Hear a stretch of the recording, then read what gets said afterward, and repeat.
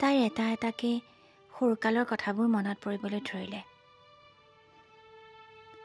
কুঁহিয়াৰ দিনত বাহিৰৰ কাম কৰিবলৈ অহা মানুহখিনিৰ বাবে পথাৰতে বনাই দিয়া ঘৰত তেওঁলোকৰ লগত ভোজ খোৱাৰ কথা, মাছৰ উজান পৰাৰ দিনত ৰাতিপুৱা মাকে জগাই আনি চোতালত ভাগে ভাগে ঢিপ বনাই ৰখা মাছ দেখুৱাৰ সেই কথা। তাই মনত পৰিল আখৈ খাম বুলি থেনথেনাই থকা তাইক মাকে গামোচা এখনেৰে পিঠিত বান্ধি তাই ভালপোৱা কলা জহা ধানৰ আখৈ ফুটাই দিয়াৰ কথা। সেয়া কি এনজয়মেণ্ট নাছিল? মন্দিৰৰ ওঠেৰে এটা হাঁহি বাগৰি গ'ল। পিছদিনা ৰাতি শুবৰ সময়ত জীয়েক প্ৰাপ্তিয়ে মাকক সাৱটি ধৰি এটা ভৰি মাকৰ গাত লাহেকৈ তুলি দি ক'লে, মা শুনা না?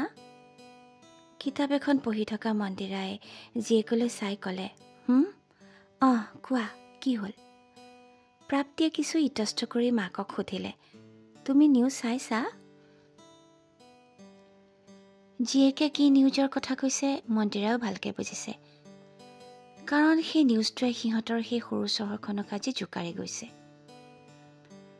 যোৱাকালি হোলী উদযাপনৰ নামত ফিল্ডখনত গোট খোৱা অসংখ্য যুৱক যুৱতীৰ মদ্যপান কৰি কৰা অভব্য অসংযতৰ আচৰণ উদ্যাম